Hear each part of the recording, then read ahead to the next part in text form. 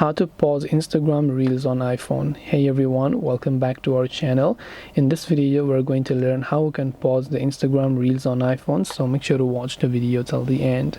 If you want to pause your Instagram Reels on iPhone, it's actually quite very simple to do so. All you have to do is go ahead and then first of all make sure to launch the Instagram app here like this. And while watching Reels, let's say that you want to pause it. Well, to pause it, all you have to do is just press and hold just like this. So tap and hold. As soon as you release it, it will begin playing, but to pause it, you just have to tap and hold like this. Similar is the case for other ones as well, as you'll be able to find them.